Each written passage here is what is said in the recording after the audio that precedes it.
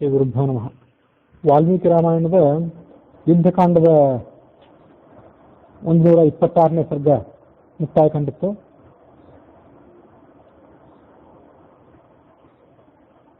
ರಾಮ ವನವಾಸವನ್ನು ಮುಗಿಸಿಕೊಂಡು ಬರ್ತಿದ್ದಾನೆ ಅಂತ ಸಮಾಚಾರವನ್ನು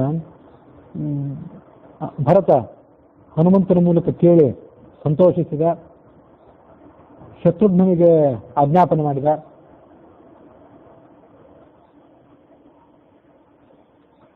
ಅಯೋಧ್ಯ ನಗರದ ಎಲ್ಲ ಕುಲದೇವತೆಗಳು ಎಲ್ಲ ದೇವಾಲಯಗಳಲ್ಲಿ ಪೂಜೆ ಸಲ್ಲುವಂತಾಗಲಿ, ಮಂಗಳವಾದ್ಯಗಳು ಎಲ್ಲ ಕಡೆ ಮೊಳಗಲಿ, ಸ್ತುತಿಪಾಠಕರು, ಸೂತರು, ಪುರಾಣಿಕರು,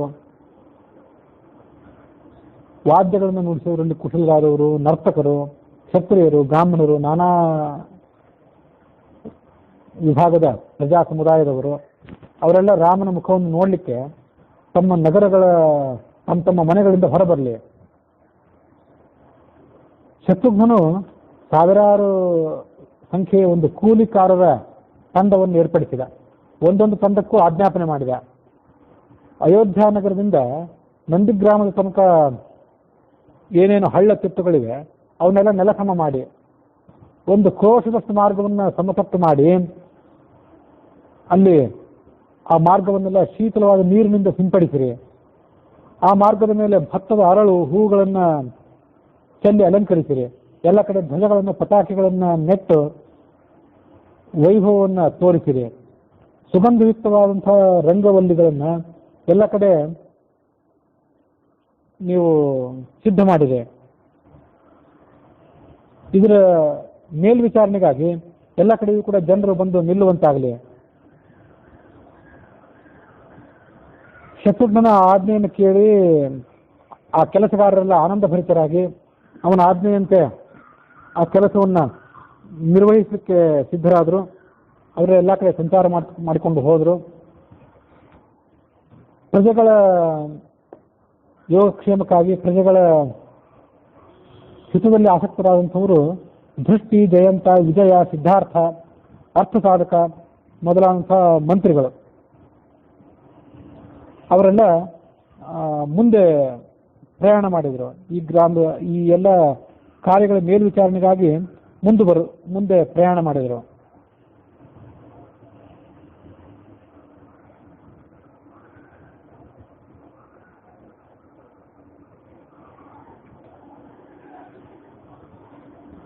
ಅನೇಕ ಜನ ವೀರರು ನಾನಾ ಥರದ ವಾಹನಗಳ ಮೇಲೆ, ಕೆಲವರು ಗಂಡು ಆನೆಗಳ ಮೇಲೆ, ಕೆಲವರು ಹೆಣ್ಣು ಆನೆಗಳ ಮೇಲೆ ಕುಳಿತುಕೊಂಡು ರಾಮನನ್ನು ಸ್ವಾಗತ ಮಾಡುವುದಕ್ಕಾಗಿ ಹೊರಟರು. ದಶರಥನ ಎಲ್ಲ ಪತ್ನಿಯರು ಕೌಸಲ್ಯ, ಸುಮಿತ್ರೆಯರನ್ನು ಮುಂದೆ ಮಾಡಿಕೊಂಡು ರಾಮನನ್ನ ನೋಡೋದಕ್ಕಾಗಿ ನಂದಿಗ್ರಾಮದ ಕಡೆಗೆ ಹೊರಟರು. ಭರತ, ಶತ್ರುಘ್ನ ಇವರು ಕೂಡ ತಮ್ಮ ಪರಿವಾರ ಸಮೇತರಾಗಿ ಪ್ರಯಾಣ ಬೆಳೆಸಿದರು. ಅವರನ್ನು ಒಂದಿನಾಗದರೆಲ್ಲ ಸ್ತೋತ್ರ ಮಾಡ್ತಿದ್ರು.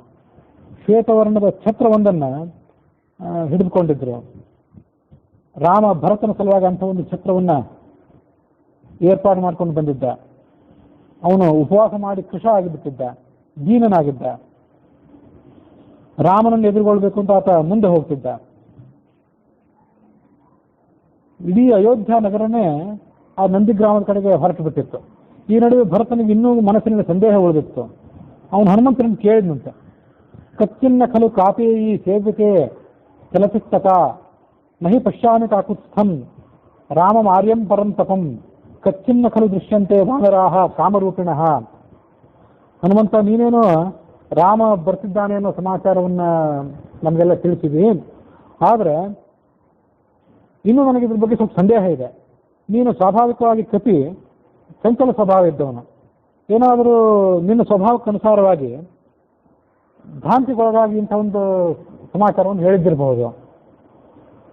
ಯಾಕೆಂದ್ರೆ ದೂರದಲ್ಲಿ ನಮಗೆಲ್ಲಿ ಯಾರೂ ಕಾಣ್ತಿಲ್ಲ, ರಾಮಾದಿಗಳು ಕಾಣಲಿಲ್ಲ, ಯಾವ ಕಪಿಗಳು ಕಾಣ್ತಿಲ್ಲ. ಆಗ ಹನುಮಂತ ಭರತನಿಗೆ ಇದನ್ನು ಹೇಳಿದ. ಕಪಿಗಳ ಸೈನ್ಯ ಇದೆಲ್ಲ ಇಲ್ಲಿಗೆ ಬರ್ಲಿಕ್ಕೆ ವಿಳಂಬ ಯಾಕಾಯಿತು ಅಂತಂದ್ರೆ, ಮಾರ್ಗದುದ್ದಕ್ಕೂ ವೃಕ್ಷಗಳು ನಾನಾ ಥರದ ಹಣ್ಣು ಹಂಪಲುಗಳನ್ನು ಹೊತ್ಕೊಂಡು ತುಂಬಿ ತೊನೆಯುತ್ತಿವೆ. ಹಾಗಾಗಿ ಕಪಿಗಳಿಗೆ ಆ ಹೂಗಳಿಂದ, ಹಣ್ಣುಗಳಿಂದ ತುಂಬಿದಂತಹ ವೃಕ್ಷಗಳನ್ನು ಬಿಟ್ಟು ಬರ್ಲಿಕ್ಕೆ ಮನಸ್ಸಿಲ್ಲ. ಹಾಗಾಗಿ ಅವು ವಿಳಂಬ ಮಾಡ್ತವೆ. ಆ ಕಪಿಗಳ ಬೃಹತ್ ಪ್ರಮಾಣದ ಸೈನ್ಯವನ್ನು ಒಡಗೂಡಿಕೊಂಡೇ ರಾಮ ಈ ಕಡೆ ಬರಬೇಕಾಗಿದೆ. ಹಾಗಾಗಿ ರಾಮನು ವಿಳಂಬ ಮಾಡಬೇಕಾಯಿತು. ಇದಲ್ಲದೆ ಭರದ್ವಾಜ ಋಷಿಗಳು ರಾಮನಿಗೆ ಆತಿಥ್ಯ ಕೊಟ್ಟರು. ಆ ಆತಿಥ್ಯವನ್ನು ಸ್ವೀಕಾರ ಮಾಡಿ ಅವರಿಗೆ ನಮಸ್ಕಾರ ಮಾಡಿ ಅವರ ಸಮ್ಮತಿಯನ್ನು ತೆಗೆದುಕೊಂಡೇ ರಾಮ ಬರಬೇಕು. ಅದಕ್ಕಾಗಿ ಈ ವಿಳಂಬ ಆಯಿತು. ಈ ಹೊತ್ತಿಗಾಗಲೇ ನಮ್ಮ ವಾನರ ಸೈನಿಕರು ಗೋಮತಿ ನದಿಯ ತೀರವನ್ನು ದಾಟಿದ್ದಿರಬೇಕು. ಅಲ್ಲೊಂದು ದೂರದಲ್ಲಿ ಧೂಳು ಹೇಳ್ತದೆ, ಅದನ್ನು ಗಮನಿಸು. ದೊಡ್ಡ ಪ್ರಮಾಣದ ಧೂಳು ಹೇಳ್ತಿರೋದನ್ನು ನೋಡಿದರೆ ಕಪಿಗಳ ಸೈನ್ಯ ಈಗಾಗಲೇ ಈ ಕಡೆ ಬರ್ತಿದ್ದಿರಬೇಕು. ಚಂದ್ರನಂತೆ ಬೆಳಗುತ್ತಿರುವಂತಹ ಒಂದು ವಿಮಾನ ಕಾಣಿಸ್ತಿದೆ. ಅದು ಪುಷ್ಪಕ ವಿಮಾನ. ಅದು ಬ್ರಹ್ಮ ನಿರ್ಮಾಣ ಮಾಡಿದ ವಿಮಾನ. ಕುಬೇರನಿಂದ ರಾವಣ ಅದನ್ನು ಕಿತ್ಕೊಂಡಿದ್ದ. ರಾವಣನನ್ನು ಸಂಹಾರ ಮಾಡಿದ ಮೇಲೆ ಅದು ರಾಮನ ಸುಪರ್ದಿಗೆ ಬಂತು. ಆ ವಿಮಾನವನ್ನು ಏರಿಕೊಂಡೇ ರಾಮ ಈಗ ಪ್ರಯಾಣ ಮಾಡ್ತಿದ್ದಾನೆ. ಆತನ ಜೊತೆ ಸುಗ್ರೀವ, ವಿಭೀಷಣ ಮೊದಲಾದವರಿದ್ದಾರೆ. ಹೀಗೆ ಹನುಮಂತ ಭರತನಿಗೆ ಹೇಳ್ತಿದ್ದಾಗಲೇ ರಾಮ ಆಗಮಿಸಿದ ಅಂತ ಜನರೆಲ್ಲ ಜೋರಾಗಿ ಘೋಷಣೆ ಮಾಡಿದರು. ರಾಮೋಯಮಾಗತಃ ಸೀತೆಯ ಸಹ ರಾಮೋಯಮಾಗತಃ ಲಕ್ಷ್ಮಣೇನ ಸಹ ರಾಮೋಯಮಾಗತಃ ಜಯತು ಜಯತು ರಾಮಚಂದ್ರ ಅಂತ ಅವರೆಲ್ಲ ಘೋಷಣೆ ಮಾಡಿದರು. ಹೀಗೆ ಆ ಘೋಷಣೆ ಮುಗಿಲು ಮುಟ್ಟಿದ್ದಂತೆ ಅಯೋಧ್ಯಾಪುರದ ವಾಸಿಗಳೆಲ್ಲ ರಾಮನನ್ನು ನೋಡಿದರು. ರಾಮನು ಇನ್ನ ಆ ಜನಸಮ್ಮರ್ದದ ಕಡೆಗೆ ಬರ್ಲಿಕ್ಕೆ ಸ್ವಲ್ಪ ಕಾಲ ಇದ್ದಾಗ ಭರತ ರಾಮನ ಕಡೆ ಮುಖ ಮಾಡ್ಕೊಂಡು ನಿಂತ್ಕೊಂಡು ಕೈ ಜೋಡಿಸಿ ನಿಂತ್ಕೊಂಡ. ಅವನ ಇಡೀ ಶರೀರ ಹರ್ಷದಿಂದ ಪುಲಕಿತವಾಗಿತ್ತು. ದೂರದಿಂದಲೇ ರಾಮನನ್ನು ಅವನು ಸ್ವಾಗತ ಮಾಡಿದ, ಪೂಜೆ ಮಾಡಿದ. ಭಕ್ತಿ ಭಾವದಿಂದ ಅವನು ನಮಸ್ಕಾರ ಮಾಡಿದ. ಆ ಪುಸ್ತಕ ವಿಮಾನ ಕೆಳಗಿಳಿಯಿತು. ಅವನು ರಾಮನ ಸೂಚನೆಯಂತೆ ಆ ಪುಸ್ತಕ ವಿಮಾನವನ್ನ ಭರತ ಹತ್ತಿ ರಾಮನ ಬಳಿಗೆ ಹೋಗಿ ಅವನಿಗೆ ಸಾಷ್ಟಾಂಗ ನಮಸ್ಕಾರ ಮಾಡಿದ. ರಾಮ ಅವನನ್ನು ಮೇಲೆಬ್ಬಿಸಿ ಅವನನ್ನು ತೊಡೆಯ ಮೇಲೆ ಕೂಡಿಸ್ಕೊಂಡು ಗಾಢವಾಗಿ ಆಲಿಂಗನ ಮಾಡಿಕೊಂಡ. ತಥೋ ಲಕ್ಷ್ಮಣಮಾಸಾಧ್ಯ ವೈದೇಹೀಂಚ ಪರಂತಪಃ ಅಸಾಭ್ಯವಾದೀತೋ ಭರತೋ ನಾಮಚಾಬ್ರವೀತ್. ರಾಮನಿಗೆ ನಮಸ್ಕಾರ ಮಾಡಿದ ಮೇಲೆ ಲಕ್ಷ್ಮಣನ ಕಡೆಗೆ ಹೋದ, ಸೀತೆಯ ಕಡೆಗೆ ಹೋದ. ಭರತೋಹಂ ಅಭಿವಾದವೇ ಅಂತ ಅವ್ರಿಗೆ ಹೇಳಿದ. ತನ್ನ ನಾಮವನ್ನು ಘೋಷಣೆ ಮಾಡಿಕೊಂಡು ಅವರಿಗೆ ನಮಸ್ಕರಿಸಿದ.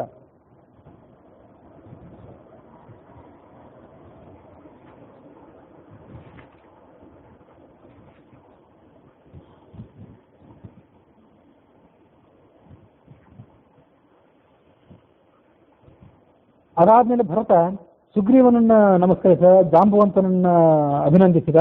ಅಂಗದ, ಮೈಂದ, ದ್ವಿವಿದರು, ನಲ, ಋಷಭ, ಸುಷೇಣ ಇವರೆಲ್ಲರನ್ನು ಯಥಾಕ್ರಮವಾಗಿ ಆಲಿಂಗನ ಮಾಡಿಕೊಂಡ. ಅವರನ್ನು ಸನ್ಮಾನಿಸಿದ. ಲಕ್ಷ್ಮಣನಿಗೆ ಭರತ ನಮಸ್ಕಾರ ಮಾಡಿದನೇ ಹೌದೇ ಅನ್ನೋದ್ರ ಬಗ್ಗೆ ಒಂದು ವಿವಾದ.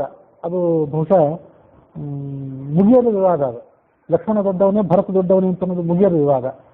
ಭರತನೇ ದೊಡ್ಡವನಾದ್ರಿಂದ ಅವನು ಲಕ್ಷ್ಮಣನಿಗೆ ನಮಸ್ಕಾರ ಹೇಗೆ ಮಾಡಿದ ಅಂದ್ರೆ, ರಾಮನ ಸೇವೆಯನ್ನು ಇಷ್ಟು ದೀರ್ಘಕಾಲ ಮಾಡಿದ್ನಲ್ಲ, ಆದ್ರಿಂದಾಗಿ ನಾನು ಭರತ ಹಿರಿಯನಾದರೂ ತಮ್ಮನಾದಂತಹ ಲಕ್ಷ್ಮಣ ಇಷ್ಟು ದೊಡ್ಡ ಸೇವೆ ಮಾಡಿದ ಅನ್ನೋ ಕಾರಣಕ್ಕಾಗಿ ಅವನಿಗೆ ಪ್ರೇಮ ಉಕ್ಕಿ ಬಂದು ಭರತ ಲಕ್ಷ್ಮಣನಿಗೆ ನಮಸ್ಕಾರ ಮಾಡಿದ ಅಂತ ಈ ಕೆಲವರು ನಮಸ್ಕಾರ ಮಾಡ್ತಾರೆ.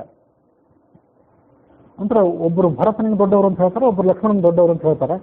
ಅಂತೂ ಅದು ಮುಗಿಯದಂಥ ಮಾತು. ಲಕ್ಷ್ಮಣನನ್ನ ಮತ್ತು ಸೀತೆಯನ್ನು ಇಬ್ಬರನ್ನು ಕೂಡ ಆ ಭರತ ಸನ್ಮಾನಿಸಿದ. ಆ ಕಪಿಗಳು ಮನುಷ್ಯರ ರೂಪವನ್ನು ಧಾರಣೆ ಮಾಡಿ ಆ ಭರತನ ಯೋಗಕ್ಷೇಮವನ್ನು ವಿಚಾರ ಮಾಡಿದರು ಅಂತ ಹೇಳ್ತದೆ ವಾಲ್ಮೀಕಿ ರಾಮಾಯಣ. ಕಪಿಗಳ ರೂಪದಿಂದ ಇಲ್ಲಿ ತನಕ ಅವರು ಋಷ್ಯಮುಖದಲ್ಲಿದ್ದರು, ಲಂಕಾನಗರದಲ್ಲೂ ಹಾಗೆ ಯುದ್ಧ ಮಾಡಿದ್ರು ಹೌದು. ಆದ್ರೆ ಅವರಿಗೆ ಬೇಕಾದಂತಹ ರೂಪವನ್ನು ಧಾರಣೆ ಮಾಡುವಂಥ ಶಕ್ತಿ ಇತ್ತು. ಕಾಮರೂಪಿಗಳಾಗಿದ್ರು ಅವರು. ಅದಕ್ಕಾಗಿ ಈ ಅಯೋಧ್ಯ ನಗರದಂತಹ ನಂದಿಗ್ರಾಮದಂತಹ ಒಂದು ಪ್ರದೇಶದಲ್ಲಿ ಸಂಚಾರ ಮಾಡುವಾಗ, ಅಲ್ಲಿ ಇರುವಾಗ ಮನುಷ್ಯರಂಥ ರೂಪವನ್ನು ತಾಳೋದೇ ಅವರಿಗೆ ಉಚಿತ ಅಂತ ಕಾಣಿಸ್ತೇನೆ. ಅದಕ್ಕಾಗಿ ಅವರು ರೂಪವನ್ನು ಬದಲಾಯಿಸಿಕೊಂಡು ಭರತನ ಯೋಗಕ್ಷೇಮವನ್ನು ವಿಚಾರಿಸಿದರು. ಭರತ ಸುಗ್ರೀವನನ್ನ ಬಾಚಿ ತಬ್ಬಿಕೊಂಡ. ತಮ್ಮ ಅಸ್ಮಾಕಂ ಚತುರ್ಣಾಂ ವೈ ಭ್ರಾತಾ ಸುಗ್ರೀವ ಪಂಚಮಃ. ನಾವು ದಶರಥನಿಗೆ 4 ಜನ ಮಕ್ಕಳು, ಆದ್ರೆ ನೀನು 5ನೇ ಅವನು. ನಾವು 4 ಜನ ಸಹೋದರರಿಗೆ ನೀನು 5ನೇ ಸಹೋದರ ಅಂತ ಭರತ ಅವನನ್ನ ಸನ್ಮಾನಿಸಿದ. ಸೌಹೃದಾತ್ ಜಾಯತೆ ಮಿತ್ರಂ ಅಪಕಾರ ಅರಿಲಕ್ಷಣಂ. ಒಬ್ಬನು ಮತ್ತೊಬ್ಬರಿಗೆ ಉಪಕಾರ ಮಾಡೋದ್ರ ಮೂಲಕ ಅವರಲ್ಲಿ ಸ್ನೇಹ ಹುಟ್ಟಿ ಆ ಸ್ನೇಹ ಮುಂದುವರಿತದೆ. ಹಾಗೆ ರಾಮನಿಗೂ ನಿನಗೂ ಸ್ನೇಹ ಮುಂದುವರಿತು. ಅವನು ಅಂಥ ಸ್ನೇಹಿತ ಏನಿರ್ತಾನಲ್ಲ, ಅವನು ಸಹೋದರನಿಗೆ ಸಮಾಧಾನ. ಪ್ರೀತಿ ಮಾಡೋದು, ಸ್ನೇಹ ತೋರಿಸೋದು ಸಜ್ಜನರ ಲಕ್ಷಣ, ಸ್ನೇಹಿತರ ಲಕ್ಷಣ. ಅದು ಅಪಕಾರ ಮಾಡೋದು ದುಷ್ಟರ ಲಕ್ಷಣ, ಶತ್ರುಗಳ ಲಕ್ಷಣ. ಅದಾದ್ಮೇಲೆ ಭರತ ವಿಭೀಷಣನ ಕಡೆಗೆ ಹೋದ. ನಿನ್ನ ಸಹಾಯವು ಸಿಕ್ಕಿದ ಮೇಲೆ ನಮ್ಮ ಅಣ್ಣ ಇಂಥ ಪ್ರಬಲವಾದ ಕಾರ್ಯವನ್ನು ಮಾಡಿ ಮುಗಿಸಿದ, ಅದರಲ್ಲಿ ಅವನು ಯಶಸ್ಸನ್ನು ಕಂಡ.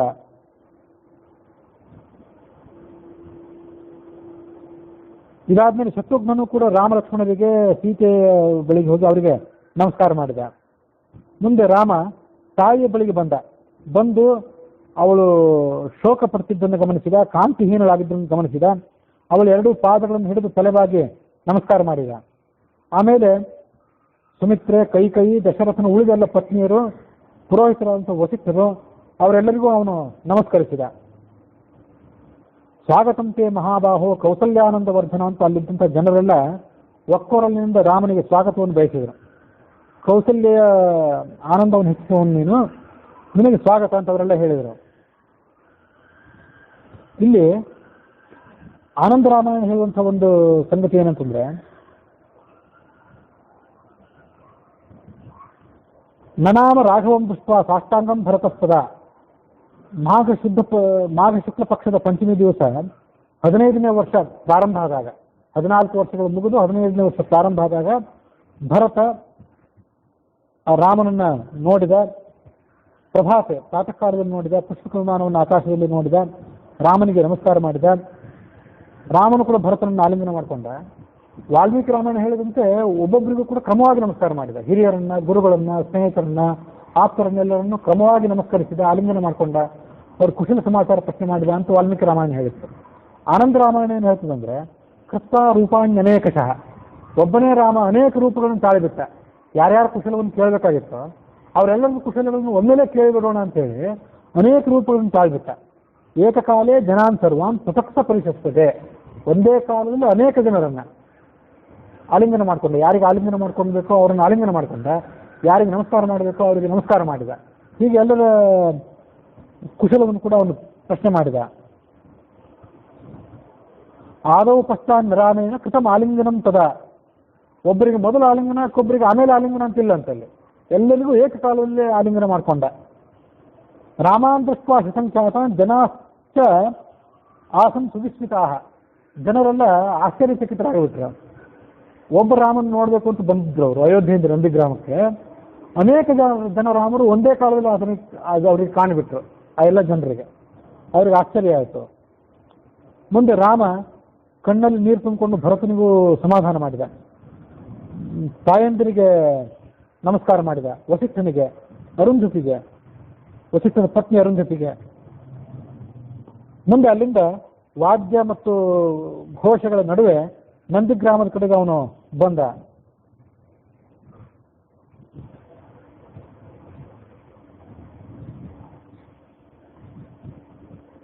ಏತತ್ತೇ ಸಕಲಂ ರಾಜ್ಯಂ ನ್ಯಾಸಂ ನಿರ್ಯಾಸಿತಂ ಮಯಾ ಅದ್ಯ ಜನ್ಮ ಕೃತಾರ್ಥನ್ನೇ ಸಮೃತ್ತಶ್ಚ ಮನೋರಥಃ ಯಸ್ತಾಂ ಪಶ್ಯಾಮಿ ರಾಜಾನಂ ಅಯೋಧ್ಯಾಂ ಪುನರಾಗತಂ. ಭರತ ಏನು ಹೇಳಿದೆ ಅಂದ್ರೆ ರಾಮನಿಗೆ, ಏತತ್ತೇ ಸಕಲಂ ರಾಜ್ಯಂ, ಇದು ನಿನ್ನದೇ ಆದ ರಾಜ್ಯ. ಇಲ್ಲಿ ತನಕ ಇದು ನನ್ನ ಬಳಿಗೆ ನ್ಯಾಸವಾಗಿತ್ತು. ನಿನ್ನದೇ ರಾಜ್ಯ ನೋಡಿಕೊಂಡು ನನಗೆ ಕೊಟ್ಟಿದ್ದೆ, ನಾನು ಅದನ್ನು ನೋಡಿಕೊಂಡಿದ್ದೇನೆ, ನಿನಗೆ ಕೊಟ್ಟಿದ್ದೇನೆ ಅಂತ ಹೇಳಿದೆ. ತಲೆ ಮೇಲೆ ಪಾಲಿಕೆಗಳನ್ನು ಹೊತ್ಕೊಂಡೇ ಬಂದಿದ್ದೆ. ಯಾವ ಪಾಲಿಕೆಗಳನ್ನು 14 ವರ್ಷ ಆತ ಪೂಜಿಸಿದ್ನೋ ಆ ಪಾಲಿಕೆಗಳನ್ನು ಆತ ತಲೆಯ ಮೇಲೆ ಹೊತ್ಕೊಂಡೇ ಬಂದಿದ್ದ. ರಾಮನ ಪಾದಗಳಿಗೆ ತಾನೇ ಅದನ್ನು ತೊಡಿಸಿ ಈ ಮುಂದಿನಂತೆ ಅವನು ಮಾತು ಹೇಳಿದ.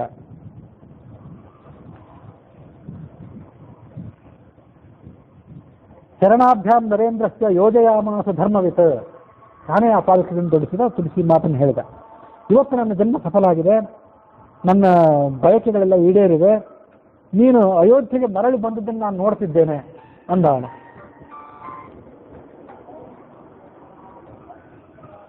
ಅವೇಕ್ಷತಾಂ ಭವಾನ್ ಕೋಶಂ ಕೋಷ್ಠಾಗಾರಂ ಪುರಂ ಬಲಂ ಭವತಃ ತೇಜಸಾ ಸರ್ವಂ ಕೃತಂ ದಶಗುಣಂ ಮಯ. ಮೊದಲನೇ ಮಾತು ಏನು ಹೇಳಿದಂದ್ರೆ, ರಾಜ್ಯವನ್ನು ನಿನಗೆ ಕೊಟ್ಟಿದ್ದೇನೆ ಅಂತಂದ. ಅದಾದಮೇಲೆ ಒಂದ್ಸರಿ ಕೋಶ ಎಲ್ಲ ಸರಿಯಾಗಿದೆಯೋ ಇಲ್ಲೋ ನೋಡ್ಕೊ ಅಂದ.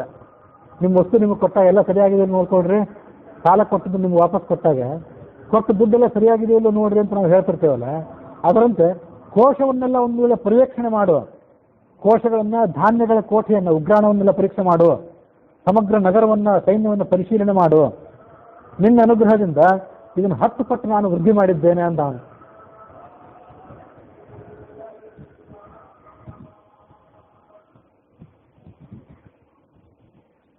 ಭರತ ಹಾಗೆ ಹೇಳಿದ್ದನ್ನು ನೋಡಿ ಅಲ್ಲಿದ್ದ ಸಮಸ್ತ ವಾನರರು, ವಿಭೀಷಣ ಇವರೆಲ್ಲ ಆನಂದ ಭಾಷಣ ಸುರಿಸಿದರು. ಅಂತ ಎಂಥ ಪ್ರಾಮಾಣಿಕತನ. ರಾಜ್ಯವನ್ನು ಏರ್ಲಿಕ್ಕೆ, ಅಣ್ಣನ ರಾಜ್ಯವನ್ನು ತಾನು ಏರ್ಲಿಕ್ಕೆ ಅಪೇಕ್ಷೆ ಪಡಲಿಲ್ಲ ಅನ್ನೋದೇ ದೊಡ್ಡ ಅದ್ಭುತ. ಏರಿದ ಅದನ್ನು 14 ವರ್ಷ ನ್ಯಾಸವಾಗಿಟ್ಕೊಂಡು ಅದನ್ನು ಅಧಿಕಾರವನ್ನು ಚಲಾಯಿಸಿದ್ರು ಕೂಡ ಅದರ ಮೇಲೆ ಮೋಹ ಬೆಳೆಸ್ಕೊಳ್ಳಿಲ್ಲ ಅನ್ನೋದು ಇನ್ನೂ ದೊಡ್ಡ ಅದ್ಭುತ. ಅದಕ್ಕಾಗಿ ಅವರಿಗೆಲ್ಲ ಆನಂದ ಭಾಷಣ ಸುರಿತಂತೆ. ರಾಮ ಅತ್ಯಂತ ಹರ್ಷದಿಂದ ಭರತನ ತೊಡೆ ಮೇಲೆ ಕೂಡಿಸ್ಕೊಂಡು ವಿಮಾನ ಸಮೇತನಾಗಿ ಮತ್ತೆ ಸೈನ್ಯ ಸಮೇತನಾಗಿ ಭರತನ ಆಶ್ರಮಕ್ಕೆ ಹೋದ. ವಿಮಾನದಿಂದ ಕೆಳಗಿಳಿದು ನೆಲದ ಮೇಲೆ ನಿಂತ್ಕೊಂಡ.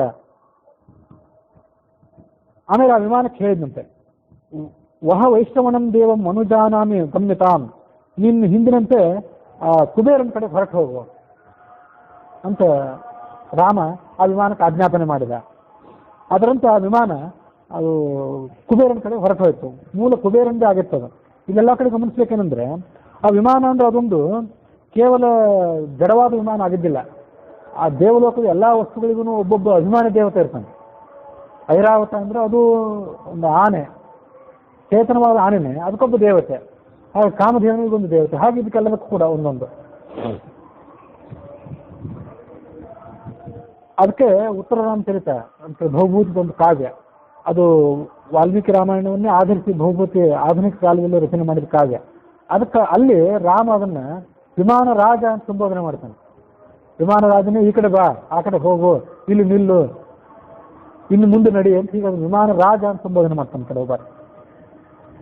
ಇಲ್ಲಿ ತಾತ್ಪರ್ಯ ನಿರ್ಣಯದ ವ್ಯಾಖ್ಯಾನಕ್ಕನುಸಾರವಾಗಿ ಅಯೋಧ್ಯನ ಪುರಾಣಿಕರು ಬರೆದು ಗಮನಿಸ್ಬೇಕೇನೆಂದ್ರೆ, ಅಯೋಧ್ಯ ನಗರದ ಹೊರಗೆ ಒಂದು ಭರದ್ವಾಜನ ಅಯೋಧ್ಯ ನಗರದ ಹೊರಗೆ ಉಪವನಕ್ಕೆ ಬಂದ ರಾಮ. ಉಪವನದಲ್ಲಿ ಇಳಿದುಕೊಂಡು ಅಲ್ಲಿಂದ ಪುಷ್ಪಕ ವಿಮಾನವನ್ನು ಕುಬೇರನೇ ಕಳಿಸಿಕೊಟ್ಟ ಅಂತ ಪುರಾಣಿಕರು ಅದನ್ನು ವ್ಯಾಖ್ಯಾನದಲ್ಲಿ ಹೇಳ್ತಾರೆ. ಬಹುಶಃ ಅದು ಆನಂದ ಇದೇ ರಾಮಾಯಣದ ಕೆಲವು ಬೇರೆ ಪಾಠಗಳಲ್ಲಿ ಇದ್ದಿರಬೇಕು. ಇದು ನಮಗೆ ಪ್ರಧಾನವಾಗಿ ನಾವೀಗ ನೋಡ್ತಿರೋದು ವಾಲ್ಮೀಕಿ ರಾಮಾಯಣದ ಉತ್ತರ ಭಾರತದ ಪಾಠ ಇದೆ. ನಡುವೆ ದಕ್ಷಿಣ ಭಾರತದ ಪಾಠವನ್ನು ಗಮನಿಸ್ತಿರ್ತೇನೆ, ಆದರೆ ಅಲ್ಲೇನು ಈ ಮಾತು ಬಂದಂತೆ ಕಾಣಲಿಲ್ಲ. ಪ್ರಾಯಶಃ ಅಯೋಧ್ಯ ನಗರದ ಹೊರಗೆ ಬಂದು ಒಂದು ಉದ್ಯಾನವನದಲ್ಲಿ ಇಳ್ಕೊಂಡು ಅಲ್ಲಿಂದ ಪುಷ್ಪಕ ವಿಮಾನವನ್ನು ಕಳಿಸಿಕೊಟ್ಟ ಅನ್ನೋ ಸಂಗತಿ ದಕ್ಷಿಣ ಭಾರತದ ಪಾಠಕ್ಕೆ ಸಂಬಂಧಪಟ್ಟದ್ದಾಗಿರ್ಬೇಕು. ನಿನ್ನೆ ಕೂಡ ಕಥೆ ಹೇಳುವಾಗ ನಾವು ವಾಲ್ಮೀಕಿ ರಾಮಾಯಣದಲ್ಲಿ ಭರತ ಅಗ್ನಿ ಪ್ರವೇಶ ಮಾಡಲಿಕ್ಕೆ ಸಿದ್ಧ ಆಗಿದ್ದ ಕಥೆ ಬರಲಿಲ್ಲ. ಅದು ನಿರ್ಣಯಕ್ಕನುಸಾರವಾಗಿ ಭರತ ಅಗ್ನಿ ಪ್ರವೇಶಕ್ಕೆ ಸಿದ್ಧನಾಗಿದ್ದ, ಆನಂದ ರಾಮಾಯಣಕ್ಕನುಸಾರವಾಗಿ ಭರತ ಅಗ್ನಿ ಪ್ರವೇಶಕ್ಕೆ ಸಿದ್ಧನಾಗಿದ್ದ ಅಂತ ಬಂದಿತ್ತು. ವಾಲ್ಮೀಕಿ ರಾಮಾಯಣದಲ್ಲ ಕಥೆ ಬರಲಿಲ್ಲ. ಇವೆಲ್ಲ ಪಾಠಾಂತರಗಳು ಇದ್ದಿರಬೇಕು. ವಾಲ್ಮೀಕಿ ರಾಮಾಯಣದಲ್ಲಿ ಕೂಡ ಒಂದು ಯಾವುದೋ ಪಾಠದಲ್ಲಿ ಭರತ ಅಗ್ನಿ ಪ್ರವೇಶಕ್ಕೆ ಸಿದ್ಧನಾಗಿದ್ದು ಇದ್ದಿರಬೇಕು.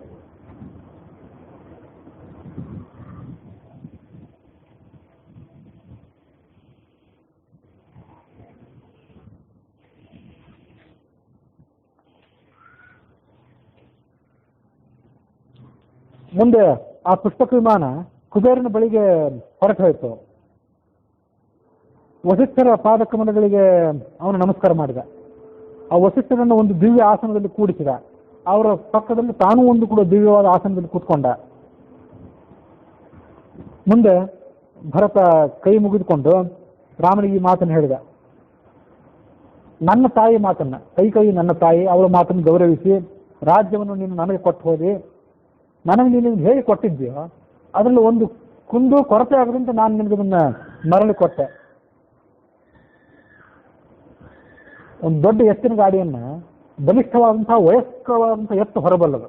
ಎಳೆ ಕರುವನ್ನು, ಎಳೆ ಹೋರಿಯನ್ನು ನೀವು ಅದಕ್ಕೆ ಹೂಡಿದರೆ ಆ ಗಾಡಿಯನ್ನು ಅದು ಎಳೆಯಲಾರದು ಬಹಳ ದೂರ. ಅದರಂತೆ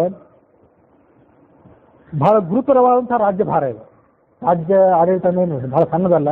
ಅಂಥದನ್ನು ನಾನು ಅನನುಭವಿಯಾದವನು, ನಿಮ್ಗಿಂತ ಯೋಗ್ಯತೆಯಿಂದ ಕಡಿಮೆಯಾದವನು, ನಾನು ಇದನ್ನು ಹೊರಲಿಕ್ಕೆ ಸಮರ್ಥನಲ್ಲ. ಬೇಕಾದಷ್ಟು ದಕ್ಷತೆಯಿಂದಲೇ ರಾಜ್ಯಭಾರ ಮಾಡಿದ್ದ. ಆದರೂ ಈ ನಯವಿನಯದಿಂದ ಈ ಮಾತನ್ನು ಹೇಳಿದ ಅವನು.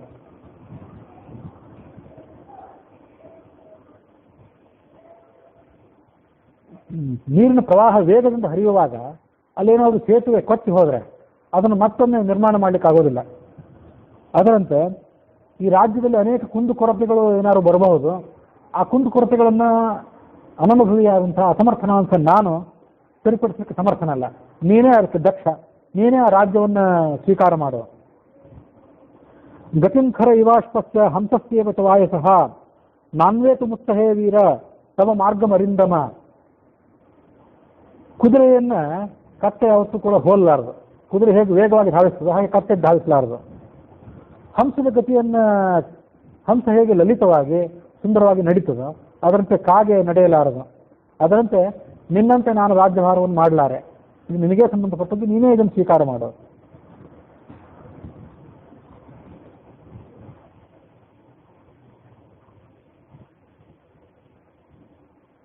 ಆ ಭರತ ಒಂದು ಹೋಲಿಕೆಯನ್ನು ಕೊಟ್ಟ. ಯಾತಕ್ಕಾಗಿ ಹೋಲಿಕೆಯನ್ನು ಕೊಟ್ಟ, ಯಾರಿಗಾಗಿ ಹೋಲಿಕೆಯನ್ನು ಕೊಟ್ಟ ಅದನ್ನು ಗಮನಿಸಬೇಕು. ರಾಜನಾದ ರಾಮನೇ ಮನೆಯ ಅಂಗಳದಲ್ಲಿ ಒಂದು ವೃಕ್ಷದ ಸಸಿಯನ್ನು ನೆಟ್ಟರಂತೆ. ಒಬ್ರು ಯಾರೋ ಸಣ್ಣ ಸಸಿಯನ್ನು ನೆಟ್ಟರು. ಕಾಲಕ್ರಮೇಣ ಅದು ದೊಡ್ಡದಾಯಿತು. ಅದು ಬಹಳ ದೊಡ್ಡದಾಗಿ ಬೆಳೀತು. ಅದನ್ನು ಯಾರು ಹತ್ತಲಿಕ್ಕೂ ಸಾಧ್ಯವಾಗ್ತಿರ್ಲಿಲ್ಲ. ಕಾಂಡ ಬಹಳ ದೊಡ್ಡದಾಗಿತ್ತು. ಅನೇಕ ರೆಂಬೆಗಳಿದ್ದವು ಅದಕ್ಕೆ. ವೃಕ್ಷದಲ್ಲಿ ಹೂ ಬಿಡ್ತಿತ್ತು. ಆದರೆ ಹೂ ಮಾತ್ರ ಒಣಗಿ ಹೋಗ್ತಿತ್ತು. ಹೂ ಕಾಯೇ ಆಗ್ತಿರ್ಲಿಲ್ಲ. ಕಾಯೇ ಆಗ್ತಿರ್ಲಿಲ್ಲ ಅನ್ನೋ ಹಣ್ಣು ಆಗೋದು ಯಾವಾಗದು? ಯಾವುದಕ್ಕಾಗಿ ಆ ಗಿಡವನ್ನು ನೆಟ್ಟಿದ್ರು, ಯಾವುದಕ್ಕಾಗಿ ನೆಟ್ಟಿದ್ರು ಅಂದ್ರೆ ಹಣ್ಣು ಬಿಡೋದಕ್ಕಾಗಿ. ಆ ಹಣ್ಣನ್ನೇ ಯಾರೂ ತಿನ್ನಲಿಲ್ಲ, ಹಣ್ಣನ್ನೇ ತಿನ್ಲಿಕ್ಕಾಗಲಿಲ್ಲ. ಇದನ್ನೆಲ್ಲ ಈ ಉಪಮೆಯನ್ನು ಹೋಲಿಕೆಯನ್ನು ಯಾರಿಗಾಗಿ ಕೊಟ್ಟೆ ಅಂದ್ರೆ, ಈ ದೃಷ್ಟಾಂತ ಯಾರಿಗಾಗಿ ಅಂದ್ರೆ ಅದು ನಿನಗಾಗಿ. ನೀನು ಈ ಜಗತ್ತಿನಲ್ಲಿ ಅವತಾರ ಮಾಡಿ ಬಂದೆ ಯಾತಕ್ಕೆ? ದಶರಥ ಕೌಸಲ್ಯರ ಸುಪುತ್ರನಾಗಿ ಜನಿಸಿದ ಯಾತಕ್ಕೆ ಅಂದ್ರೆ ಪ್ರಜೆಗಳ ಯೋಗಕ್ಷೇಮವನ್ನು ಸ್ವೀಕಾರ ಮಾಡಿ ಸಾಮ್ರಾಟನಾಗಿ ಸಿಂಹಾಸನವನ್ನು ಅಲಂಕಾರ ಮಾಡಿಕೊಂಡು ಜಗತ್ತನ್ನು ಆಳಬೇಕು ಅನ್ನೋದಕ್ಕಾಗಿ ನೀನು ಜಗತ್ತಿಗೆ ಹುಟ್ಟಿ ಬಂದು ನಿನ್ನನ್ನು ಅವ್ರು ಹೆತ್ತರು, ನಿನ್ನನ್ನು ದೊಡ್ಡವರನ್ನಾಗಿ ಮಾಡಿದ್ರು, ನಿನಗೆ ಬೇಕಾದಂಥ ಎಲ್ಲ ವಿದ್ಯೆಗಳನ್ನು ಕಲಿಸಿದ್ರು. ಆದರೆ ಹಣ್ಣು ಬಿಡೋ ಸಂದರ್ಭ ಬಂದಾಗ, ನೀನು ಸಾಮ್ರಾಜ್ಯವನ್ನು ಸ್ವೀಕಾರ ಮಾಡೋ ಸಂದರ್ಭ ಬಂದಾಗ ನೀನು ಕಾಡಿಗೆ ಹೋಗಬೇಕಾಯಿತು. ನೀನು ಇನ್ನೂ ಒಂದು ವೇಳೆ ರಾಜ್ಯವನ್ನು ಸ್ವೀಕಾರ ಮಾಡಲಿಲ್ಲ ಅಂದ್ರೆ ಹಣ್ಣು ಬಿಡದಂತಹ ವೃಕ್ಷಕ್ಕೆ ಸಮಾನನಾಗಿ ನೀನು ವ್ಯರ್ಥ ಆಗಿ ಹೋಗ್ತಿ. ಅದಕ್ಕಾಗಿ ಆ ಥರ ಬಾಳಬೇಡ. ಹಣ್ಣು ಬಿಡುವ ವೃಕ್ಷವಾಗಿ ಬದುಕಬೇಡ. ಹಣ್ಣು ಹಂತರಗಳಿಂದ ಕೂಡಿ ಜಗತ್ತಿಗೆ ಆನಂದ ಕೊಡುವಂಥ ವೃಕ್ಷವಾಗಿ ನೀನು ಬಾಳು. ನಮ್ಮ ರಾಜ್ಯದ ಭಾರವನ್ನು ಸ್ವೀಕಾರ ಮಾಡು. ನೀನು ಪಟ್ಟಾಭಿಷಿಕ್ತನಾಗುವುದನ್ನು ಸಮಗ್ರ ಲೋಕವೂ ಕೂಡ ನೋಡಲಿ. ಆ ಮಂಗಳವಾದ್ಯಗಳನ್ನು ಎಲ್ಲರೂ ಕೂಡ ಕಿವಿಯಿಂದ ಆಲಿಸುವಂತಾಗಲಿ. ನೀನು ಈ ಭೂಮಂಡಲಕ್ಕೆ ಸ್ವಾಮಿಯಾಗು. ರಾಮ ಅದನ್ನು ಕೇಳಿ ತಥಾಸ್ತು ಅಂದ. ಒಂದು ಆಸನದ ಮೇಲೆ ಕೂತ್ಕೊಂಡ. ಅಲ್ಲಿಗೆ ನಾಯಿಂದರು ಬಂದಿದ್ದರಂತೆ. ಈಗಾಗಲೇ ತಯಾರು ಮಾಡಿಕೊಂಡೇ ಬಂದಿದ್ದ. ಅಲ್ಲ, ನಾಯಿಂದರು ಅಂದ್ರೆ ನಾಪಿತರು, ಹಜಾಮರು ಅವರು ಬಂದಿದ್ರು.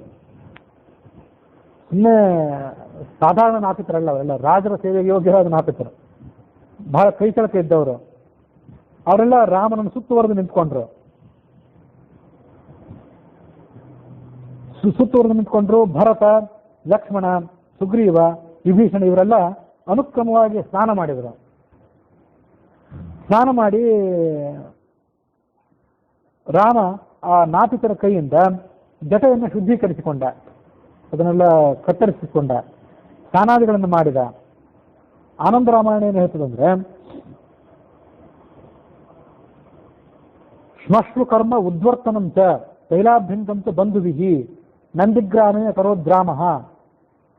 ಶ್ಮಶ್ರು ಕರ್ಮ, ಶ್ಮಶ್ರು ಅಂದ್ರೆ ಗಡ್ಡ ಮೀಸೆ ಎರಡಕ್ಕೂ ಸಂಬಂಧಪಟ್ಟ ಮಾತು ಸಂಸ್ಕೃತದಲ್ಲಿ.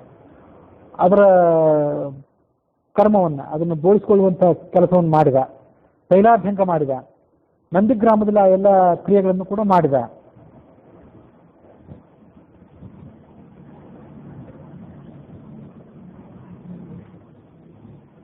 ನವವಾದ್ಯ ಸುಘೋಷಶ್ಚ 9 ರೀತಿಯಾದಂಥ ವಾದ್ಯಗಳನ್ನು ಅಲ್ಲಿ ಮೊಳಗಿಸಿದರು. ನಾರ್ಯೋ ನೀರಾಜಯ ಮಾಸು ಸುಮಂಗಲಿಯರು ರಾಮನಿಗೆ ರತ್ನ ದೀಪೈಹಿ, ಸಾಧಾರಣವಾದ ದೀಪ ಅಲ್ಲ, ರತ್ನದ ಖಚಿತವಾದ ದೀಪಗಳಿಂದ ಅವನಿಗೆ ಆರತಿಯನ್ನು ಬೆಳಗಿದ್ರು. ಕೌಸಲ್ಯ ಸುಮಿತ್ರೆ ಮೊದಲಾದ ಸೀತೆ ಕೌಸಲ್ಯ ಕೈ ಸುಮಿತ್ರೆ ಮೊದಲಾದ ತಾಯಂದಿರಿಗೆ ನಮಸ್ಕಾರ ಮಾಡಿದ್ಲು. ವಸಿಷ್ಠನಿಗೆ ನಮಸ್ಕಾರ ಮಾಡಿದ್ಲು. ಎಲ್ಲ ಗುರುಗಳಿಗೆ ನಮಸ್ಕಾರ ಮಾಡಿದ್ರು. ಕೌಸಲ್ಯ ಮೊದಲಾದವರು ಸೀತೆಯನ್ನು ಆಲಿಂಗನ ಮಾಡಿಕೊಂಡ್ರು. ಅವಳಿಗೆ ಸ್ನಾನ ಮಾಡಿಸಿದ್ರು, ಅವಳಿಗೆ ಅಲಂಕಾರ ಮಾಡಿದರು. ಭರತ ರಾಮನಿಗೆ 2 ಪಾಲಿಕೆಗಳನ್ನು ಪಡಿಸಿದ. ಆನಂದ ರಾಮಾಯಣದಲ್ಲಿ ಅದು ಇಲ್ಲಿ ಬಂತು.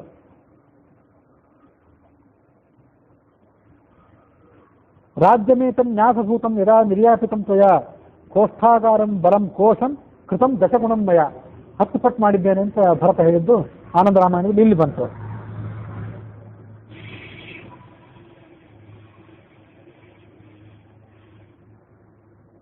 ಮುಂದೆ ರಾಮ ದಿವ್ಯ ವಸ್ತ್ರವನ್ನು ಉಟ್ಟುಕೊಂಡು ಸೀತೆಯ ಜೊತೆಗೂಡಿ ರಥವನ್ನೇರಿದ. ಮುಂದೆ ಅಯೋಧ್ಯ ನಗರಕ್ಕೆ ಅವನು ತೆರಳಿದ.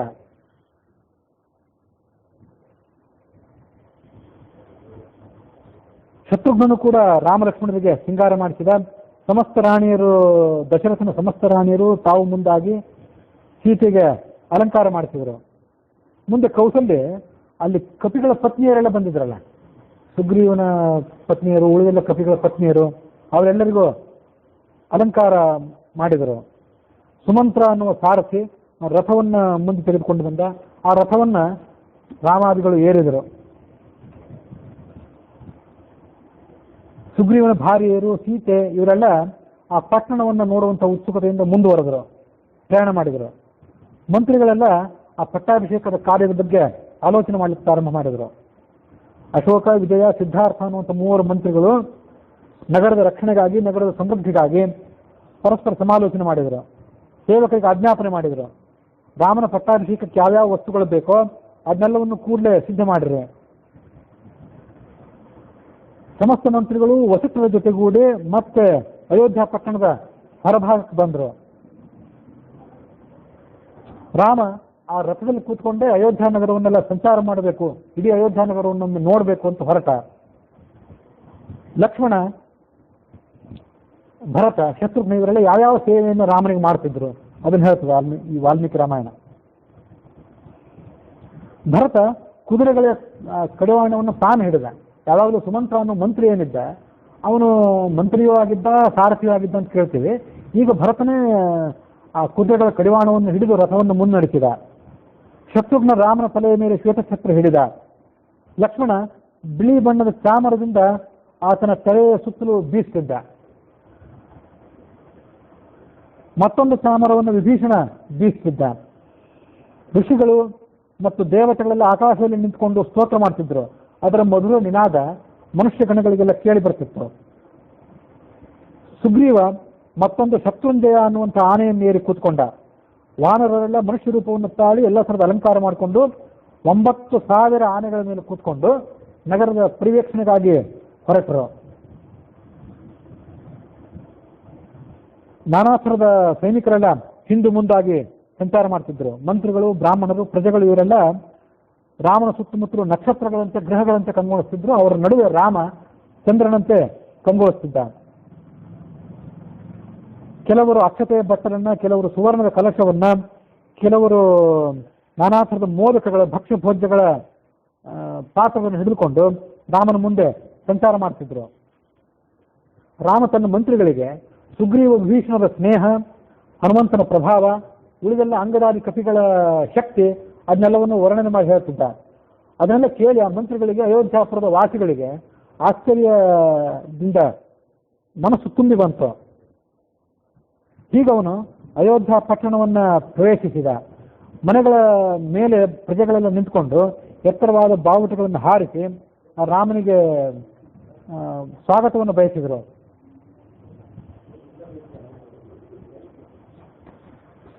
ರಾಮ ತಮ್ಮ ಅರಮನೆಯನ್ನು ಪ್ರವೇಶ ಮಾಡಿ ಅದಾದ ಬಳಿಕ ಭರತನಿಗೆ ಒಂದು ಮಾತು ಹೇಳಿದ. ನನ್ನ ಅರಮನೆ ಏನಿದೆ, ನಾನು ಇಲ್ಲಿ ತನಕ ಅಯೋಧ್ಯ ನಗರದಲ್ಲಿ ಇದ್ದಾಗ ವಾಸ ಮಾಡ್ತಿದ್ದ ಅರಮನೆ, ಅದನ್ನು ಸುಗ್ರೀವನಿಗೆ ಬಿಟ್ಟುಕೊಡು. ಅವನು ಇಲ್ಲಿರೋ ತನಕ ಅವನ ರಾಜೋಚಿತವಾಗಿ ಆ ಅರಮನೆಯಲ್ಲಿ ಅವನು ವಾಸ ಮಾಡಲಿ. ಭರತ ಸುಗ್ರೀವನನ್ನು ಕೈ ಹಿಡಿದುಕೊಂಡು ರಾಮನ ಅರಮನೆಯೊಳಗೆ ಕರ್ಕೊಂಡು ಹೋದ. ಅಲ್ಲಿ ನಾನಾ ಥರದ ಎಣ್ಣೆ ದೀಪಗಳನ್ನ, ಮಂಚಗಳನ್ನೆಲ್ಲ ಸುಗ್ರೀವನ ಆತನ ಪರಿವಾರದ ವ್ಯವಸ್ಥೆಗಾಗಿ ಸೇವಕರು ವ್ಯವಸ್ಥೆ ಮಾಡಿದರು. ಮುಂದೆ ಭರತ ಸುಗ್ರೀವನಿಗೆ ಹೇಳಿದ, ರಾಮನ ಪಟ್ಟಾಭಿಷೇಕಕ್ಕಾಗಿ ಎಲ್ಲ ಕಡೆ ತೀರ್ಥದ ಸಮುದ್ರಗಳ ನೀರನ್ನು ತೆಗೆದುಕೊಂಡು ಬಾ ಅಂತ ನೀನು ಆಜ್ಞಾಪನೆ ಮಾಡು. ಇದು ಭರತ ಸುಗ್ರೀವನಿಗೆ ಮಾಡಿಕೊಂಡಂಥ ವಿಜ್ಞಾಪನೆ.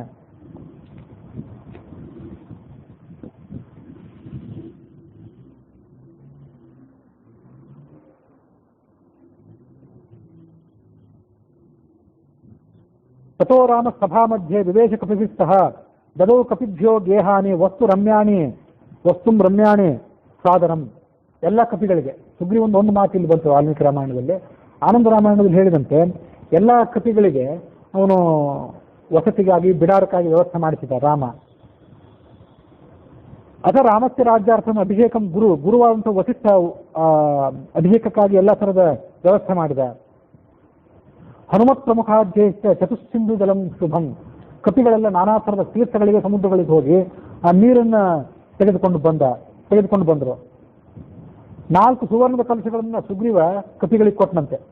4 ಕಪಿಗಳಿಗೆ ನಾಳೆ ಬೆಳಗಾಗೋದ್ರೊಳಗೆ 4 ಸಮುದ್ರದ ತೀರ್ಥಗಳನ್ನು ತುಂಬಿಕೊಂಡು ಬನ್ನಿ, ಮುಂದಿನ ಆಜ್ಞೆಗೆ ತಯಾರಾಗಿರಿ. ಜಾಂಬವಾನ್, ಹನುಮಂತ, ವೇಗದರ್ಶಿ ಮತ್ತು ಋಷಭ ಅನ್ನುವಂಥ 4 ಕಪಿಗಳು ಸಮುದ್ರಕ್ಕೆ ಎಲ್ಲ ಕಡೆ ಸಂಚಾರ ಮಾಡಿ ಆ ಸಮುದ್ರದ ಕಡೆಯಿಂದ ಬಂದಂಥ ನೀರು ಮತ್ತು 500 ನದಿಗಳಿಂದ ನೀರು ಅದನ್ನೆಲ್ಲವನ್ನು ತುಂಬಿಕೊಂಡು ಬಂದರು. ಕಲಶಗಳಲ್ಲಿ ನೀರನ್ನು ತಂದರು. ಪೂರ್ವ ಸಮುದ್ರದಿಂದ ನೀರನ್ನು ತಂದವನು ಸುಷೇಣ ಅಂತ ಹೇಳ್ತಾರೆ. ಅವನಿಗೆ ಜಾಂಬುವಂತನಿಗೆ ಸುಷೇಣ ಅಂತ ಕೆಲವು ಬಾರಿ ಹೇಳ್ತಾರೆ. ವಾಸ್ತವಿಕವಾಗಿ ಜಾಂಬುವಂತನೇ ಅಂತ ವ್ಯಾಖ್ಯಾನಕಾರನು ಅದನ್ನ ಅರ್ಥ ಮಾಡ್ತಾರೆ. ಹಿಂದೆ ಜಾಂಬುವಂತ ಅಂತ ಹೇಳಿದ್ರು, ಇಲ್ಲಿ ಸುಷೇಣ ಅಂತ ಹೇಳಿದ್ರು. ತಾತ್ಪರ್ಯ ನಿರ್ಣಯದಲ್ಲಿ ಅಷ್ಟು ವಿಸ್ತಾರವಾದ ಮಾಹಿತಿ ಏನು ಬರಲಿಲ್ಲ. ರಾಮಾಯಣದ ವ್ಯಾಖ್ಯಾನಕಾರರೇ, ವಾಲ್ಮೀಕಿ ರಾಮಾಯಣದ ವ್ಯಾಖ್ಯಾನಕಾರರೇ ಹಾಗೆ ವ್ಯಾಖ್ಯಾನ ಮಾಡ್ತಾರೆ ಅಷ್ಟೇ. ಅಶ್ವಿನಿ ದೇವತೆಗಳ ಮಾತೇನು ಬರಲಿಲ್ಲ. ಜಾಂಬವಂತ, ಹನುಮಂತ, ವೇಗದರ್ಶಿ ಮತ್ತು ಋಷಭ ಅನ್ನೋ 4 ಜನ ಕಪಿಗಳು. ಮೊದಲು ಜಾಂಬವಂತನ ಹೆಸರು ಹೇಳಿದರು, ಆಮೇಲೆ ಸುಷೇಣನ ಹೆಸರು ಹೇಳಿದರು. ಸುಷೇಣನ ಹೆಸರು ಹೇಳಿದ್ರಿಂದ ಆ ಸುಷೇಣ ಅನ್ನೋ ಶಬ್ದಕ್ಕೇನೆ ಜಾಂಬವಂತ ಅಂತ ಅರ್ಥ ಮಾಡೋದು ಉಚಿತವಾಗಿ ಕಾಣಿಸ್ತದೆ. ಮುಂದೆ ದಕ್ಷಿಣ ಸಮುದ್ರದಿಂದ ನೀರನ್ನು ಋಷಭ ಅನ್ನುವ ಕಪಿ ತೆಗೆದುಕೊಂಡು ಬಂದ. ಆಮೇಲೆ ಮುಂದೆ ಗವಯ ಪಶ್ಚಿಮ ಸಮುದ್ರದಿಂದ ನೀರನ್ನು ತಂದ. ವಾಯುಪುತ್ರನಾದಂಥ ಹನುಮಂತ ಉತ್ತರ ಸಮುದ್ರದಿಂದ ನೀರನ್ನು ತೆಗೆದುಕೊಂಡು ಬಂದ. ಶತ್ರುಘ್ನ, ಭರತ ಇವರು ಮೊದಲಾದವರೆಲ್ಲ ವಸಿಷ್ಠನ ಸಮೀಪಕ್ಕೆ ಹೋಗಿ ಪಟ್ಟಾಭಿಷೇಕಕ್ಕೆ ಬೇಕಾದಂಥ ನೀರನ್ನೆಲ್ಲ ತಂದಾಗಿದೆ, ವ್ಯವಸ್ಥೆ ಆಗಿದೆ ಅಂತ ಹೇಳಿದರು. ರಾಮನನ್ನ ಪೀಠದ ಮೇಲೆ ಅವರು ಕೂಡಿಸಿದರು. ವಸಿಷ್ಠೋ ವಾಮದೇವಶ್ಚ ಜಾಬಾಲಿರಥ ಕಾಶ್ಯಪಃ ಕಾತ್ಯಾಯನ ಸ್ವಯಜ್ಞಶ್ಚ ಗೌತಮೋ ವಿಧೇಯಸ್ತಥ. ಇವರಿಷ್ಟು ಜನ ಭರತನ ಈ ಇಕ್ಷ್ವಾಕುಂಶ ಕುಲಗುರುಗಳು 6 ಜನ. ವಸಿಷ್ಠ, ವಾಮದೇವ, ಜಾಬಾಲಿ, ಕಾಶ್ಯಪ, ಕಾತ್ಯಾಯನ, ಸ್ವಯಜ್ಞ ಅನ್ನುವಂಥ 6 ಜನ ಇವರು ಪಟ್ಟಾಭಿಷೇಕ ಮಾಡಿದರು ಅಂತ ಇದು ಪುರಾಣಿಕರು ಹೇಳೋ ಮಾತು. ವಾಲ್ಮೀಕಿ ರಾಮಾಯಣದಲ್ಲಿ 8 ಜನ ಅಂತ ಮಾತು ಬಂತು. ಗೌತಮ, ವಿಜಯ ಅಂತ 2 ಪ್ರತ್ಯೇಕ ಹೆಸರುಗಳು ಬಂದವು. ಇವರೆಲ್ಲ ಸೀತಾ ಸಮೇತನಾದ ರಾಮನಿಗೆ ಪಟ್ಟಾಭಿಷೇಕ ಮಾಡಿದರು. ಮೊದಲು ವೃತ್ತಿಜರಾದಂಥ ಬ್ರಾಹ್ಮಣರು ನಾನಾ ಥರದ ಗಿಡಮೂಲಿಕೆಗಳ ರಸದಿಂದ ರಾಮನಿಗೆ ಪಟ್ಟಾಭಿಷೇಕ ಮಾಡಿದರು. ನದಿ ಸಮುದ್ರಗಳಿಂದ ತಂದ ನೀರಿನಿಂದ ಪಟ್ಟಾಭಿಷೇಕ ಮಾಡಿದರು. ಅದಾದ ಬಳಿಕ 16 ಜನ ಕನ್ಯೆಯರು ರಾಮನಿಗೆ ಪಟ್ಟಾಭಿಷೇಕ ಮಾಡಿದರು. 8 ಜನ ಮಂತ್ರಿಗಳು ಮಾಡಿದರು. ಸೇನಾ ನಾಯಕರು, ವೈಶ್ಯರು, ವ್ಯಾಪಾರಿ ಜನಾಂಗದವರು, ನಾಗರಿಕರಲ್ಲಿ ಮುಖ್ಯಸ್ಥರಾದವರು, ಪಟ್ಟಣದ ಮುಖ್ಯಸ್ಥರು ರಾಮನಿಗೆ ಸೀತೆಗೆ ಪಟ್ಟಾಭಿಷೇಕ ಮಾಡಿದರು. ಅದಲ್ಲದೆ ಆಕಾಶದಲ್ಲಿ ಉಪಸ್ಥಿತರಾದಂಥ ದೇವತೆಗಳು 4 ಜನ ಲೋಕಪಾಲಕರು, ಇಂದ್ರ, ಯಮ, ವರುಣ ಮತ್ತು ಕುಬೇರ ಅನ್ನುವಂಥ ಲೋಕಪಾಲಕರು ಅವರಿಗೆ ಪಟ್ಟಾಭಿಷೇಕ ಮಾಡಿದರು. ಸುವರ್ಣದ ಸಿಂಹಾಸನದಲ್ಲಿ ರಾಮನನ್ನು ಕೂಡಿಸಿ ಮನುವಿನಿಂದ ಹಿಡಿದು ದಶರಥನ ತನಕ, ಈ ಇಕ್ಷ್ವಾಕು ವಂಶಕ್ಕೆ ವಯೋಸ್ವತ ಮನು, ಸೂರ್ಯನ ಮಗ ಏನಿದ್ನಲ್ಲ ಅವನ ಆದ್ಯ ಪ್ರವರ್ತಕ. ರಾಮನ ಅಪ್ಪ ದಶರಥ, ಈ ಹಿಂದಿನ ರಾಜ, ಅಲ್ಲಿಯವರೆಗೆ ಎಲ್ಲ ತನಕ ರಾಜರು ಏನು ಕಿರೀಟವನ್ನು ಧಾರಣೆ ಮಾಡ್ತಿದ್ರು ಅದನ್ನು ರಾಮನಿಗೆ ಧಾರಣೆ ಮಾಡಿಸಿ ಅವನನ್ನು ಅಲಂಕರಿಸಿದರು. ಅದು ಮನುವಿನಿಂದ ಆರಂಭಿಸಿ ದಶರಥನ ತನಕ ಎಲ್ಲರೂ ಧರಿಸಿದಂಥ ಕಿರೀಟ. ಬ್ರಹ್ಮ ಅದನ್ನು ನಿರ್ಮಾಣ ಮಾಡಿದ ಕಿರೀಟ ಅಂತದು. ಇದಾದ್ಮೇಲೆ ಕಿರೀಟ ಧಾರಣೆ ಮೊದಲು, ಅದಾದ್ಮೇಲೆ ರಾಜೋಚಿತವಾಗಿ ಛತ್ರ, ಚಾಮರ, ವ್ಯಜನಾದಿಗಳ ಸೇವೆ. ಮುಂದೆ ಶತ್ರುಘ್ನ ರಾಮನ ತಲೆಯ ಮೇಲೆ ಶ್ವೇತ ಛತ್ರವನ್ನು ಹಿಡಿದ. ವಾನರೇಶ್ವರನಾದ ಸುಗ್ರೀವ ಬಿಳಿಯ ಚಾಮರದಿಂದ ರಾಮನಿಗೆ ಬೀಸಿದ. ಮತ್ತೊಂದು ಕಡೆ ವಿಭೀಷಣ ಮತ್ತೊಂದು ಚಾಮರದಿಂದ ಬೀಸಿದ. ಇಂದ್ರನ ಪ್ರೇರಣೆಯಂತೆ ವಾಯುದೇವ ಅಲ್ಲಿಗೆ ಬಂದು ಇಂದ್ರನ ಪ್ರೇರಣೆಯಂತೆ ಬಂದಿದ್ದು ನೋಡಿದರೆ ಇದು ಮುಖ್ಯ ವಾಯು ಆಗಿರ್ಲಿಕ್ಕಿಲ್ಲ, ಮುಖ್ಯ ಪ್ರಾಣ ಆಗಿರ್ಲಿಕ್ಕಿಲ್ಲ. ಪ್ರವಾಹ ವಾಯು ಇತ್ಯಾದಿ ವಾಯು ದಿಕ್ಪಾಲಕನಾದಂಥ ವಾಯು ಇದ್ದಿರಬಹುದು. ಅವನು ಅಲ್ಲಿಗೆ ಬಂದು ಒಂದು ದಿವ್ಯವಾದಂತಹ ಹಾರವನ್ನು ರಾಮನಿಗೆ ಅರ್ಪಣೆ ಮಾಡಿದ. ಅದೆಂಥದ್ದು ಅಂದ್ರೆ ಬಂಗಾರದ 100 ಕಮಲಗಳಿದ್ದುವಂಥದ್ದು. ಬಂಗಾರದ 100 ಕಮಲಗಳು, ಲೋಹದ ಕಮಲ ಅಂತ ಅಷ್ಟೇ ಅಲ್ಲ, ಅದು ಅದರಲ್ಲಿ ಸುಗಂಧ ಇತ್ತು.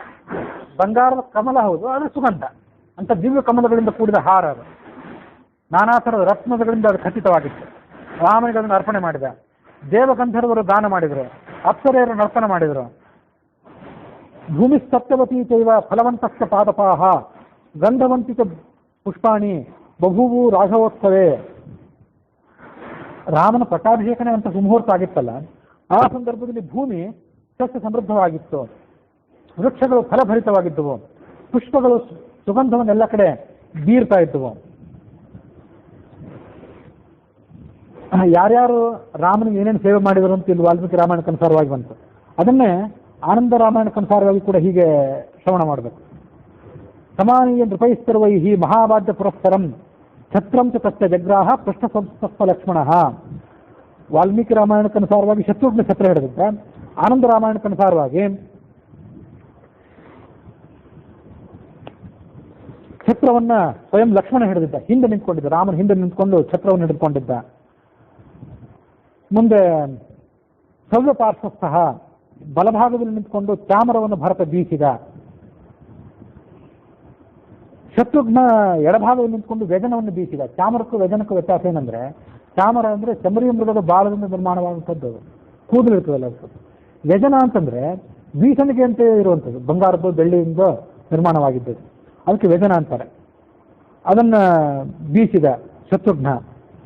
ಹನುಮಂತ ಎದುರುಗಡೆ ಹನುಮಂತ ಪುರತಃ ಸ್ಥಿತಃ, 2 ಪಾದಕಿಗಳನ್ನು ಹಿಡ್ಕೊಂಡು ಮುಂದೆ ನಿಂತಿದ್ದ. ಇದಾದ ಬಳಿಕ ವಾಯವ್ಯಾದಿ ಚತುಷ್ಕೋಣ ಸ್ಥಿತ ಅಷ್ಟೇ ಭವೋದಿತಃ, ಸುಗ್ರೀವ ಮೊದಲಾದವರು ವಾಯವ್ಯ, ಈಶಾನ್ಯ, ಆಗ್ನೇಯ, ನೈಋತ್ಯ ದಿಕ್ಕುಗಳಲ್ಲಿ ನಿಂತ್ಕೊಂಡಿದ್ರು. ವಾಯವ್ಯಾದಿ ಅಂತ ಹೀಗಿದೆ, ಅದನ್ನ ಗಮನಿಸಬೇಕು. ರಾಘವೇಕ್ಷಣ, ರಾಮನ ಕಡೆನೇ ದೃಷ್ಟಿ ಬೀರ್ತಿದ್ರು. ಅವರು ತಮ್ಮ ಸೇವೆಯನ್ನು ಸಲ್ಲಿಸಿದ್ರು. ಸುಗ್ರೀವೋ ಜಲಪಾತ್ರಂಚ, ನೀರಿನ ಪಾತ್ರೆಯನ್ನು ರಾಮನಿಗೆ ಕುಡಿಲಿಕ್ಕೆ ನೀರು ಬೇಕಾದ್ರೆ ಹಿಡ್ಕೊಂಡಿದ್ದ, ಅವನು ನಿಂತ್ಕೊಂಡಿದ್ದ. ವರಾದರ್ಶಂ ವಿಭೀಷಣ, ರಾಜಯೋಗ್ಯವಾದ ಕನ್ನಡಿಯನ್ನು ವಿಭೀಷಣ ಹಿಡ್ಕೊಂಡು ನಿಂತ್ಕೊಂಡಿದ್ದ. ತಾಂಬೂಲ ಪಾತ್ರಂ ವಾಲಿನಂದನ, ಸುಗ್ರೀವ ವಾಯವ್ಯ ದಿಕ್ಕಿನಲ್ಲಿ, ಅದರ ಮುಂದೆ ಈಶಾನ್ಯ ದಿಕ್ಕಿನಲ್ಲಿ ವಿಭೀಷಣ, ಆಮೇಲೆ ಆಗ್ನೇಯ ದಿಕ್ಕಿನಲ್ಲಿ ತಾಂಬೂಲದ ಪಾತ್ರೆಯನ್ನು ಹಿಡಿದುಕೊಂಡು ಅಂಗದ ನಿಂತ್ಕೊಂಡಿದ್ದ. ಜಾಂಬವಂತ ವಸ್ತ್ರಕೋಶವನ್ನು ಹಿಡ್ಕೊಂಡು, ರಾಮನಿಗೆ ಬೇಕಾದಂಥ ವಸ್ತ್ರಗಳನ್ನು ಹಿಡ್ಕೊಂಡು ಮತ್ತೊಂದು ದಿಕ್ಕಿನಲ್ಲಿ, ಆಗ್ನೇಯ ನೈಋತ್ಯ ದಿಕ್ಕಿನಲ್ಲಿ ನಿಂತ್ಕೊಂಡಿದ್ದ. ತಸ್ಥೌ ಸಿಂಹಾಸನೇ ರಾಮ ಸಪೃಷ್ಠಾಂಕೋಪಬರ್ಹಣ ಸೌಮಿತ್ಯ ವಾಮಪಾರ್ಶ್ವೇತ. ಇದಾದ ಬಳಿಕ ಇನ್ನೂ ಕೆಲವರು ಜನ ರಾಮನ ಸೇವೆಗಾಗಿ ನಿಂತಿದ್ರು. ಅವ್ರು ಯಾರಂದ್ರೆ, ಲಕ್ಷ್ಮಣ ಹಿಂದೆ ನಿಂತ್ಕೊಂಡಿದ್ದಲ್ಲ ಛತ್ರವನ್ನು ಹಿಡ್ಕೊಂಡು. ಆ ಲಕ್ಷ್ಮಣನ ಎಡಭಾಗದಲ್ಲಿ ಸಂಪಾತಿ ಇದ್ದ. ಸಂಪಾತ ಅವನು ಬಹದ್ದೂರ ರಾಜ, ಜಟಾಯುವಿನ ತಮ್ಮ, ಅವನು ನಿಂತ್ಕೊಂಡಿದ್ದ. ಭರತನ ಎಡಭಾಗದಲ್ಲಿ ಗುಹ ಅಂದ್ರೆ ಬೇಡರ ರಾಜ ಇದ್ನಲ್ಲ, ಅವನು ನಿಂತ್ಕೊಂಡಿದ್ದ. ಶತ್ರುಘ್ನನ ಎಡಭಾಗದಲ್ಲಿ ಮಕರಧ್ವಜ, ಹನುಮಂತನ ಮಗ. ಹನುಮಂತನಿಗೆ ಮಗ ಇದ್ದದ್ದು ವಾಲ್ಮೀಕಿ ರಾಮಾಯಣದೊಳಗೆ ಬಂದಿದ್ದಿಲ್ಲ, ಆನಂದ ರಾಮಾಯಣದೊಳಗೆ ಬಂದಿತ್ತು. ಮೀನಿನ ಹೊಟ್ಟೆಯಿಂದ ಹುಟ್ಟಿದವನು ಹನುಮಂತನ ಬೆವರಿನಿಂದ. ಅವನು ಶತ್ರುಘ್ನನ ಎಡಭಾಗದಲ್ಲಿ. ಹನುಮಂತನ ಎಡಭಾಗದಲ್ಲಿ ಗರುಡ ನಿಂತ್ಕೊಂಡಿದ್ದ. ಸುಗ್ರೀವಾದಿ ಚತುರ್ಣಾಂತೆ ವಾಮಪಾರ್ಶ್ವೇ ಸಂಸ್ಥಿತಾ.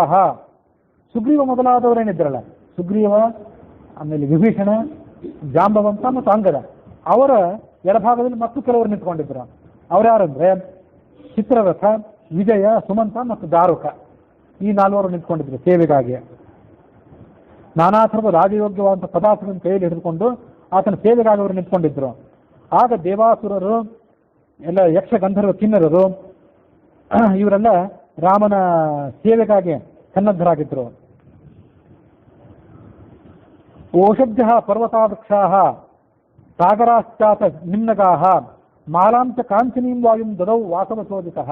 ವಾಲ್ಮೀಕಿ ರಾಮಾಯಣದಲ್ಲಿ ಬಂದಂತೆ ಆನಂದ ರಾಮಾಯಣದಲ್ಲೂ ಬಂತು. ಬಂಗಾರದ ಮಾಲೆಯನ್ನ ವಾಯು ತಂದು ರಾಮನಿಗೆ ಅರ್ಪಣೆ ಮಾಡಿದ. ಸರ್ವರತ್ನ ಸಮಾಯುಕ್ತಂ ಮಣಿಕಾಂಚನ ಭೂಷಿತಂ ತದೌ ಹಾರಂ ಸುರೇಂದ್ರಾಯ ಸ್ವಯಂ ಶಕ್ರಸ್ತು ಭಕ್ತಿತಃ. ಇಂದ್ರ ಸ್ವಯಂ ಬಂದು ಮತ್ತೊಂದು ರತ್ನದ ಹಾರವನ್ನ ಅರ್ಪಣೆ ಮಾಡಿದ. ದೇವತೆಗಳು ಗಂಧರ್ವರೆಲ್ಲ ಅಪ್ಸರೆಯರ ಸಮೇತರಾಗಲ್ಲಿ ಬಂದು ರಾಮನ ಕೀರ್ತಿಯನ್ನ ಘೋಷಣೆ ಮಾಡಿದ. ದೇವದುಂದುಭಯೋ ನೇದುಹೋ ಪುಷ್ಪವೃಷ್ಟಿ ಪಪಾತ ಖಾತ್. ದೇವವಾದ್ಯಗಳು ಮೊಳಗಿದವು, ಆಕಾಶದಿಂದ ಪುಷ್ಪವೃಷ್ಟಿ ಸುರಿಯಿತು. ತಥೋ ಅಕರವಂ ಸ್ತುತಿಮಹಂ ಭರತೇನಾದಿ ಪೂಜಿತ. ಮುಂದೆ ನಾನೂ ಕೂಡ ಪೂಜೆ ಮಾಡಿದ ಅಂತ ಒಬ್ಬ ಹೇಳಿದ. ಆ ಒಬ್ಬ ಮತ್ತೊಬ್ಬಳಿಗೆ ಕಥೆಯನ್ನು ಹೇಳ್ತಿದ್ದ. ಅವನ್ಯಾರಂದ್ರೆ ಶಿವ. ಶಿವ ಪಾರ್ವತಿಗೆ ಕಥೆಯನ್ನು ಹೇಳಲಿಕ್ಕೆ ಪ್ರಾರಂಭ ಮಾಡಿದಲ್ಲಿಗೆ ಆನಂದ ರಾಮಾಯಣ ಪ್ರಾರಂಭ ಆಗಿತ್ತು. ಆ ಶಿವ ಪಾರ್ವತಿಯನ್ನು ಉದ್ದೇಶಿಸಿ ಏನು ಮಾತನ್ನು ಹೇಳಿದ, ಶ್ರೀ ಶಿವ ಉವಾಚ ಅಂತ ಏನು ಮಾತಿದೆ ಅದನ್ನು ನಾವು ನಾಳೆ ದಿವಸ ಶ್ರವಣ ಮಾಡೋಣ.